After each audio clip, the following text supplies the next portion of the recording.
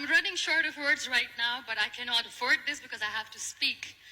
Thank you so much for all the love, for all the warmth. Thank you for accepting me. Thank you very much.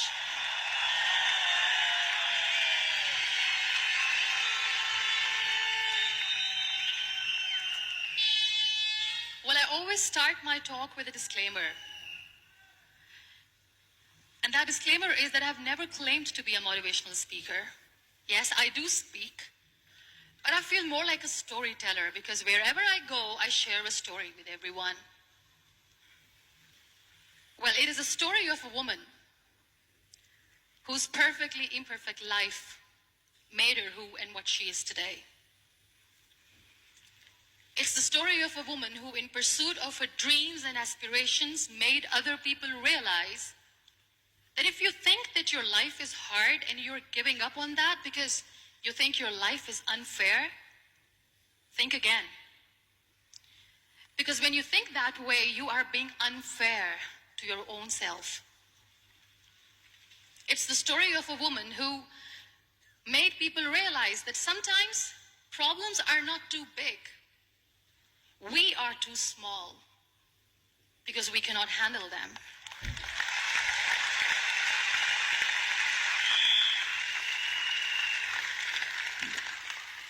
It is the story of a woman who with time realized that real happiness doesn't lie in success, money, fame. It lies within. Real happiness lies in gratitude. So I am here and I'm going to share the story of that woman. That is my story. The story of gratitude.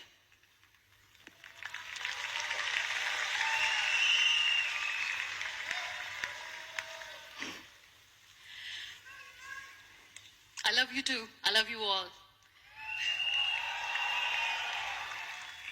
I believe in the power of words. Many people speak before they think. But I know the value of words. The words can make you, break you, they can heal your soul, they can damage you forever. So I always try to use the positive words in my life wherever I go. They call it adversity, I call it opportunity. They call it weakness, I call it strength. They call me disabled, I call myself differently abled. They see my disability. They see my disability, I see my ability. There are some incidents that happen in your life, and those incidents are so strong that they change your DNA. Those incidents or accidents are so strong that they break you physically. They deform your body, but they transform your soul.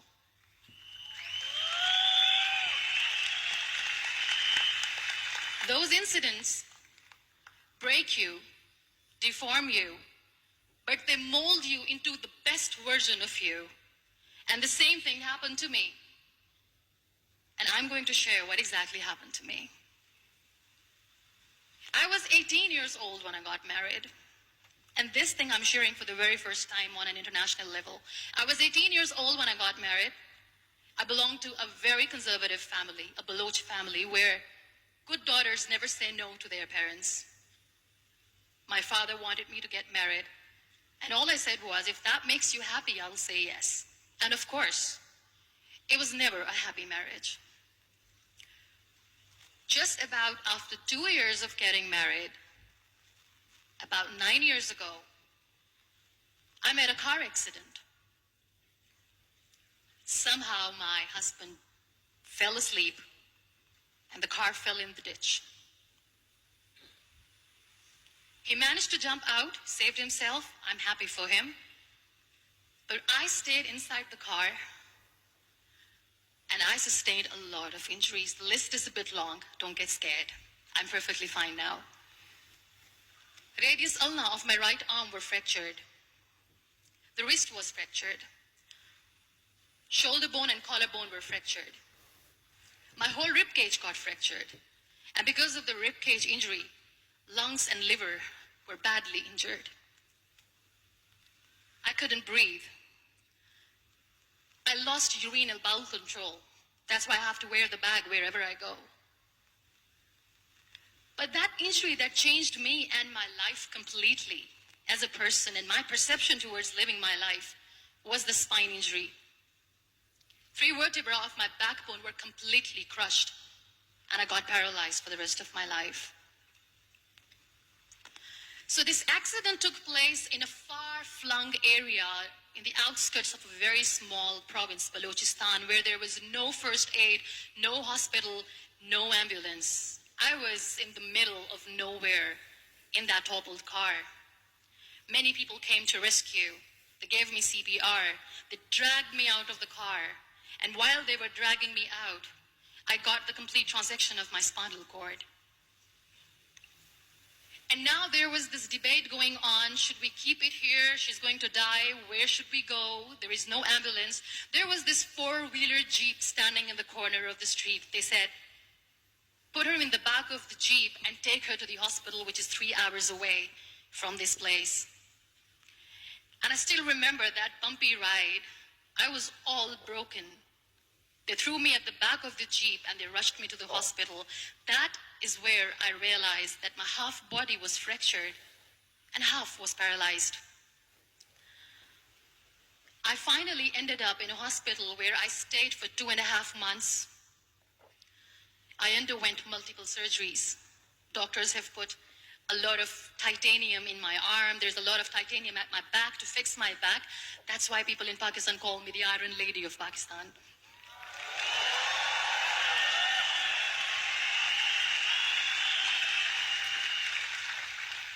Sometimes I wonder how easy it is for me to describe all this all over again. And somebody has rightly said that when you share your story and it doesn't make you cry, that means you have healed. Those 2.5 months in the hospital were dreadful. I will not make up stories just to inspire you. I was at the verge of despair. One day, doctor came to me and he said, well, I heard that you wanted to be an artist, but you ended up being a housewife. I have a bad news for you. You won't be able to paint again because your wrist and your arm are so deformed, you won't be able to hold a pen again. And I stayed quiet. Next day, doctor came to me and said, your spine injury is so bad, you won't be able to walk again. I took a deep breath and I said, it's all right. The very next day, doctor came to me and said, because of your spine injury and the fixation that you have in your back, you won't be able to give birth to a child again. That day, I was devastated. I still remember, I asked my mother, why me? And that is where I started to question my existence. Why am I even alive? What's the point of living? I cannot walk, I cannot paint, fine. I cannot be a mother. And we have this thing in our heads being women that we are incomplete without having children. I am going to be an incomplete woman for the rest of my life. What's the point? People are scared. They think I will get divorced. What is going to happen to me? Why me? Why am I alive? We all try to chase this tunnel.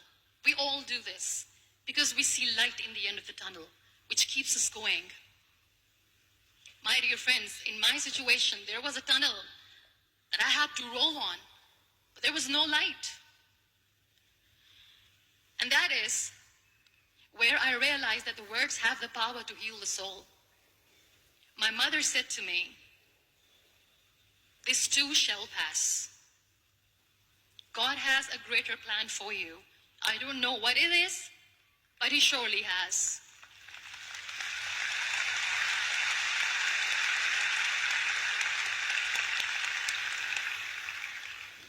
And in all that distress and grief, somehow or the other, those words were so magical that they kept me going. I was trying to put that smile on my face all the time, was hiding. It was so hard to hide the pain, which was there. But all I knew was that if I will give up, my mother and my brothers will give up too. I cannot see them crying with me. So what kept me going was, one day I asked my brothers, I know I have a deformed hand, but I'm tired of looking at these white walls in the hospital and wearing these white scrubs. I'm getting tired of this. I want to add more colors to my life. I want to do something. Bring me some colors. Bring me some small canvas. I want to paint. So the very first painting I made was on my deathbed, where I painted for the very first time. It was not just an art piece or just my passion. It was my therapy. What an amazing therapy it was. Without uttering a single word, I could paint my heart out. I could share my story. People used to come and say, what lovely painting. So much color. Nobody could see the grief in it. Only I could. So that's how I spent 2.5 months in my hospital, crying, never complaining or whining, but painting. And then I was discharged, and I went back home. And I went back home, and I realized that I have developed a lot of pressure ulcers on my back and on my hip bone. I was unable to sit. There were a lot of infections in my body, a lot of allergies. So doctors wanted me to lie down on the bed straight for not 6 months, for not 1 year, for 2 years. I was bedridden, confined in that one room, looking outside the window, listening to the birds chirping, and thinking maybe there will be a time when we'll be going out with the family and enjoying the nature. That was the time where I realized how lucky people are, but they don't realize. That is the time where I realized that the day I'm going to sit, I'm going to share this pain with everyone to make them realize how blessed they are, and they don't even consider them lucky. There are always turning points in your life. There was a rebirth day that I celebrated. After 2 years and 2.5 months, when I was able to sit on a wheelchair, that was the day when I had the rebirth.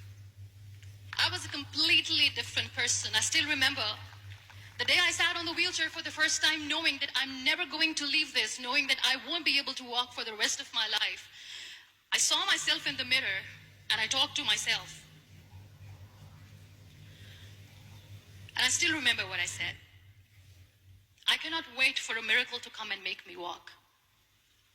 I cannot sit in the corner of the room crying, cribbing, and begging for mercy because nobody has time.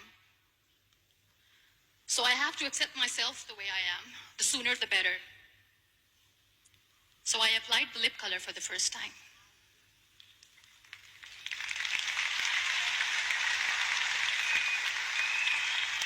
And I erased it. And I cried. And I said, what am I doing? A person on a wheelchair should not do this. What will people say? Clean it up. Put it again. This time I put it for myself. Because I wanted to feel perfect from within.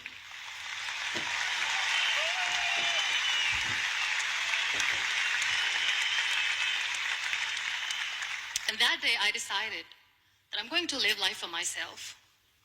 I am not going to be that perfect person for someone. I am just going to take this moment and I will make it perfect for myself. And you know how it all began? That day I decided that I'm going to fight my fears. We all have fears. Fear of unknown, fear of known, fear of losing people, fear of losing health, money. We want to excel in career, we want to become famous, we want to get money. We are scared all the time.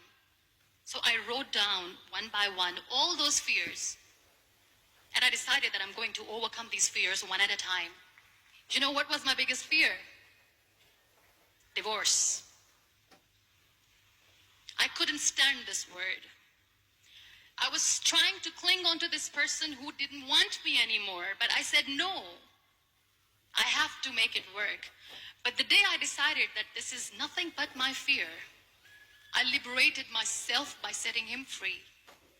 And I made myself emotionally so strong that the day I got the news that he's getting married, I sent him a text that I'm so happy for you and I wish you all the best. And he knows that I pray for him today.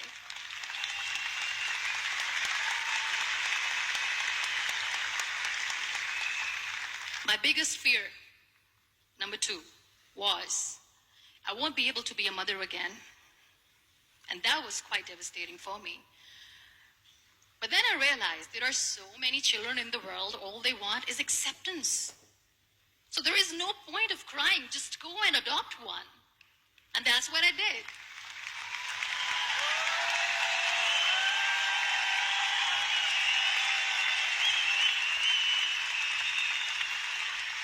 I gave my name in different organizations, different orphanages. I didn't mention that I'm on a wheelchair, dying to have a child. So I just told them that this is Muneeba Mazari and she wants to adopt a boy or girl, whatsoever, but I want to adopt a kid. And I waited patiently. 2 years later, I got this call from a very small city in Pakistan. I got a call and they said, "Are you Muneeba Mazari? There is a baby boy and would you like to adopt?" And when I say yes, I could literally feel the labor pain. I said, yes, I am going to adopt him. I am coming to take him home. And that day, Niall was 2 days old, and today he's 6.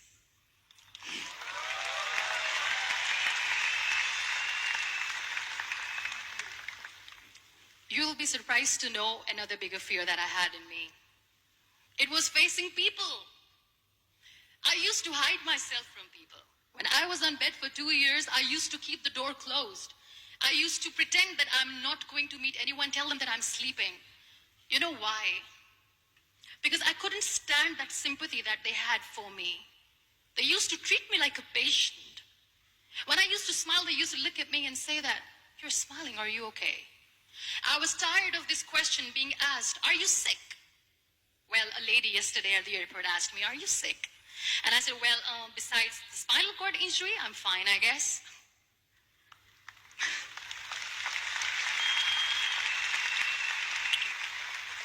But those are really cute questions. They never used to feel cute when I was on the bed.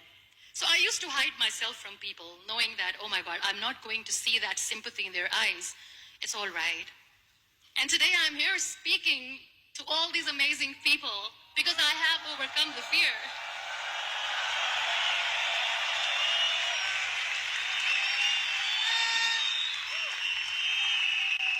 You know, when you end up being on the wheelchair, what's the most painful thing? That's another fear that people on the wheelchair or the people who are differently abled have in their hearts, but they never share. I'll share that with you. The lack of acceptance. People think that they will not be accepted by the people because we, in the world of perfect people, are imperfects. So I decided that instead of starting an NGO for disability awareness, which I know will not help anyone, I started to appear more in public. I started to paint. I always wanted to. I have done a lot of exhibitions. I'm Pakistan's first wheelchair-bound artist. I have done a lot of modeling campaigns, different campaigns for brands like Tony and Guy.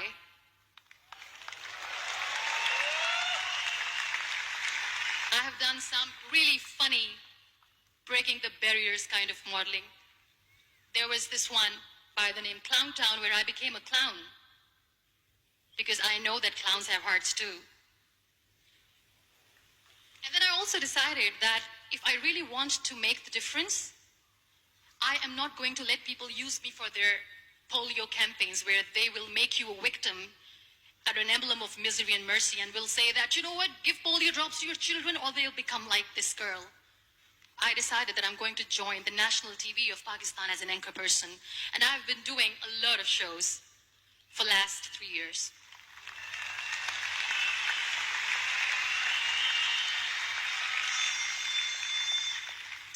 So when you accept yourself the way you are, the world recognizes you. It all starts from within. I became the National Goodwill Ambassador for UN Women Pakistan, and now I speak for the rights of women, children. We talk about inclusion, diversity, gender equality, which is a must.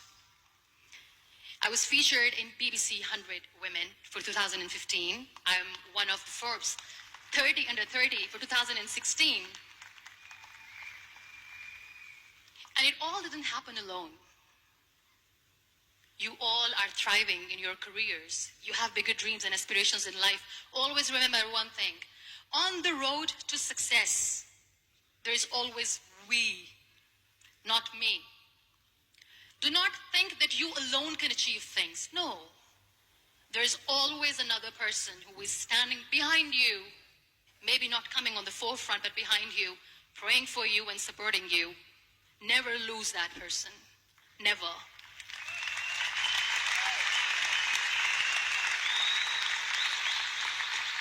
No matter how much I say that I couldn't find a hero, so I became one, I still want to recognize those three people in my life who literally changed my life completely, and I get inspiration from them every single day. Waleed Khan.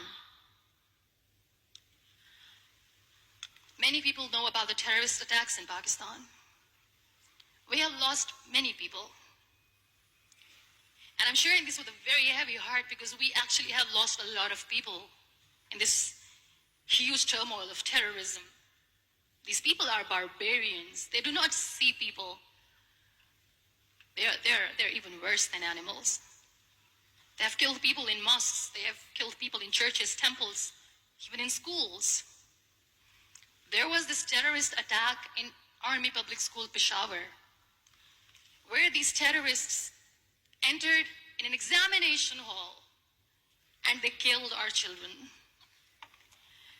And in that attack, that day, this beautiful boy, Waleed Khan, who was my hero, my real life hero, was the proctor who was taking care of the students, was keeping an eye on the students. Those barbarians shot him 3 times in the face, 5 times on his body, and he fell down. I was asked to give a talk in the school after a week of that terrorist attack. With a very heavy heart, I went there and I spoke.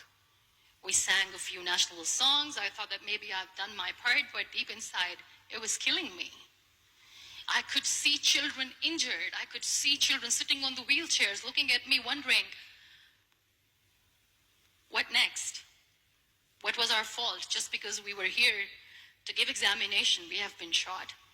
So many people, so many children lost their friends. Their classrooms were empty. The next day they went to the classroom. So this kid, Waleed Khan, I was asked that he is in a hospital right now and you have to go and see him and motivate him and tell him that it's going to be okay. And when I saw Waleed Khan coming on the wheelchair for the first time in front of me, face was all deformed. His leg was fractured, his arm was fractured.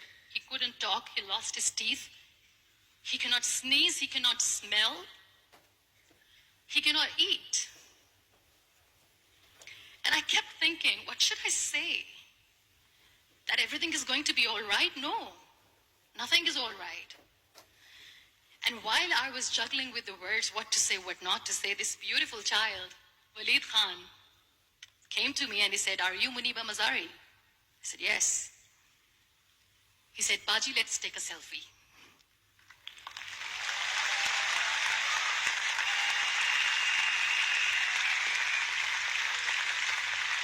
And with that beautiful, toothless smile of Waleed Khan, we took that beautiful selfie that I still have with me. I don't share that here because he was in a very bad shape that time. And that is where I realized that when I was thinking too much about his deformities, he's happy with himself. He doesn't even care. Because today he goes in the same school, and when somebody asks him that what happened to your face, why so many scars, you know what he says? "These scars are my medals and I wear them with pride."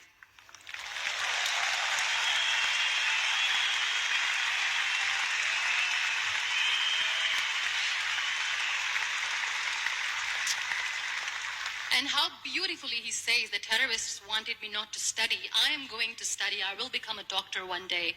And this is my way of taking revenge from those terrorists. Another real life hero, of course, my son. His name is Nile, N-I-L-E, River Nile. I learned so much from this kid. The first and foremost thing is patience. How to be patient when you know that your mother cannot walk, when you know that your mother is different from the other women, when you know that your mother cannot go out and play with you. How to stay calm. He loves football. And when we got the very first football, he was 4 years old. He was super excited. I still remember he came in the room and he said, "Mom, let's play football." And he kept the ball in my feet. And he said, "Let's kick it." And that day I felt disabled. I said, "I cannot kick the ball."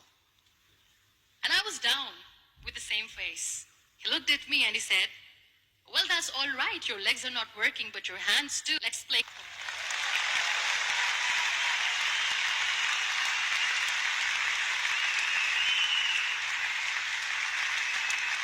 You know what? That day he made me realize that when you think your glass is half empty, come on, your glass is half full. It's all in here and here. Last but not least, the woman who made me realize that heroes have no gender. The woman who believed in me even when I was completely at the verge of despair, where everybody left, she was there. And every time I looked at her, without saying anything, she used to look at me and said, "This too shall pass. God has a bigger plan. And one day you will say that, oh my God, that is why God has chosen me." She never cried in front of me. She has always said that there will be haters, there will be naysayers, there will be disbelievers, and then there will be you proving them wrong. My mother.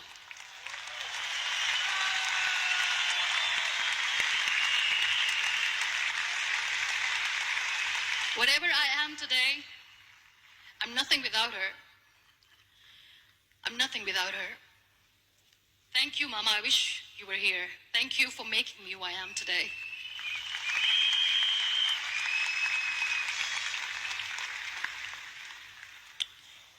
You know what? We human beings have a problem. Out of many problems, there is one more, and this is self-created one. We always expect ease from life. We have this amazing fantasy about life. This is how things should work. This is my plan. It should go as per my plan. If that doesn't happen, we give up. So my dear friends, let me tell you one thing. I never wanted to be on the wheelchair. Never thought of being on the wheelchair. I was always aspiring to do bigger things, but had no idea that for that I have to pay the price to be where I am today. It's a very heavy price. This life is a test and a trial, and tests are trials are never supposed to be easy. So when you're expecting ease from life, and life gives you lemons, then you make the lemonade, and then do not blame life for that, because you were expecting ease from a trial. Trials make you a stronger, better person. Life is a trial, and with time you realize that.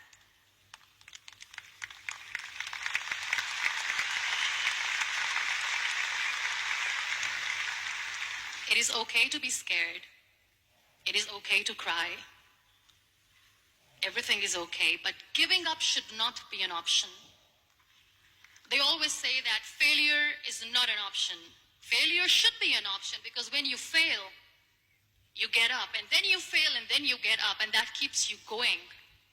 That's how humans are strong.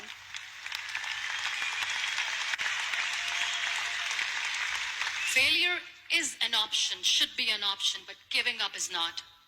Never.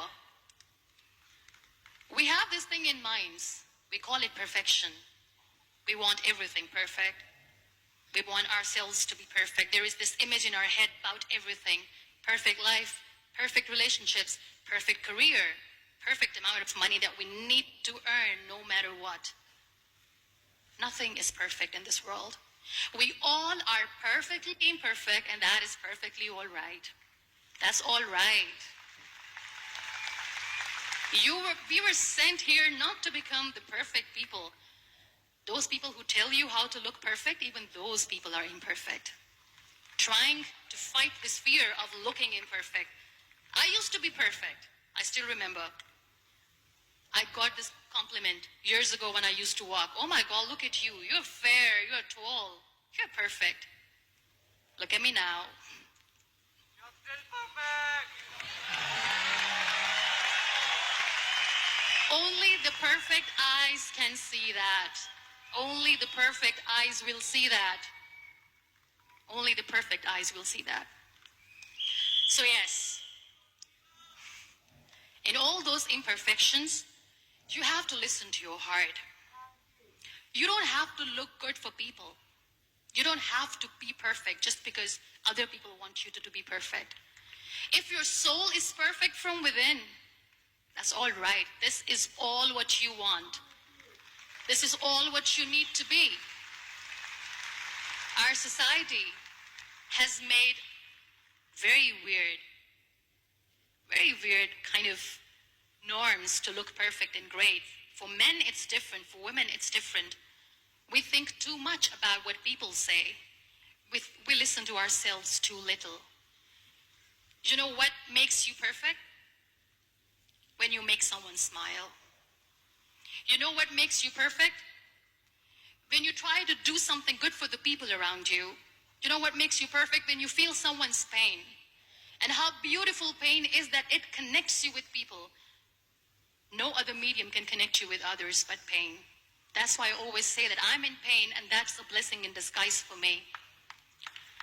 Today, just because I'm in pain and I'm on the wheelchair, I work for children. Being the head of CSR for a company, we conduct medical camps in far-flung areas of Pakistan where so many kids die because they don't have medical facilities. And I personally believe just because they cannot afford to live doesn't mean we'll let them die.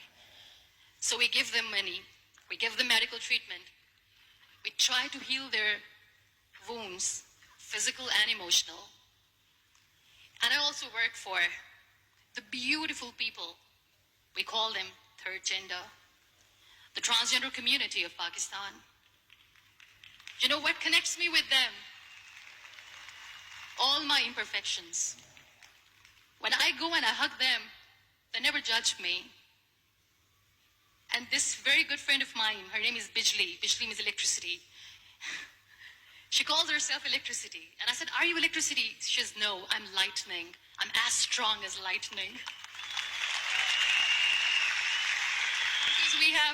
Because we have very bad power outage, so she doesn't want me to call her electricity. So she says, I am very strong. I'm thunder, I'm lightning. She came to me, and the first time I hugged her, she said, you are just like me. And I said, yes, I am like you. Because to people, we are so imperfect. So how beautiful these imperfections are, that because of these imperfections, you can connect with people. Then why are we all running after being perfect? What's the point?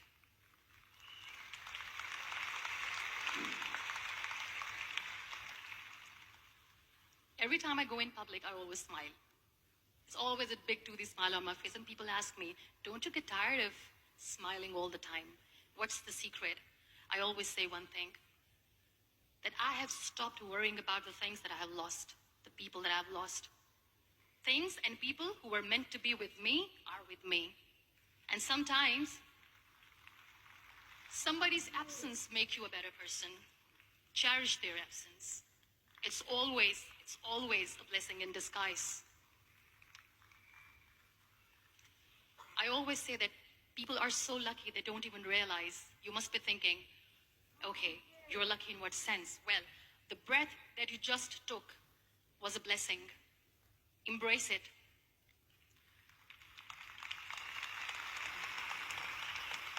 There are so many people in the world who are dreaming to live a life that you are living right now. You have no idea. Embrace each and every breath that you are taking. Celebrate your life. Live it. Don't die before your death. We all die.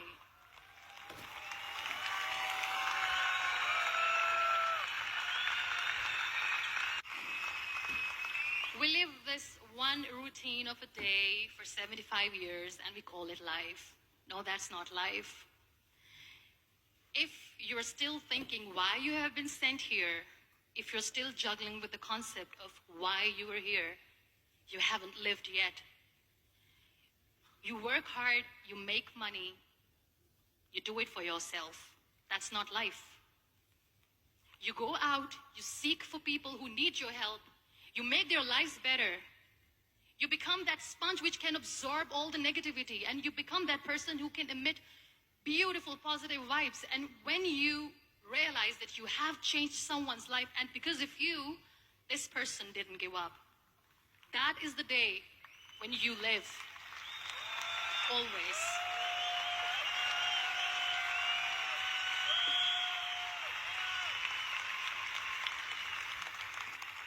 We were talking about gratitude, why I smile all the time. I cry all night when nobody sees me, because I'm a human and I have to keep the balance. And I smile all day because I know that if I will smile, I can make people smile. That keeps me going.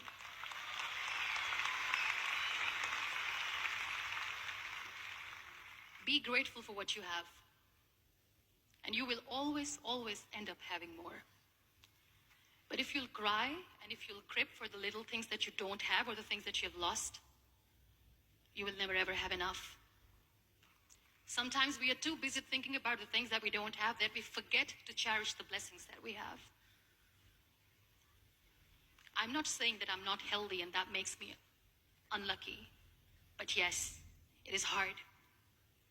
It is hard when I say that I cannot walk. It is hard to say when I wear this bag. It hurts. But I have to keep going, because never giving up is the way to live, always.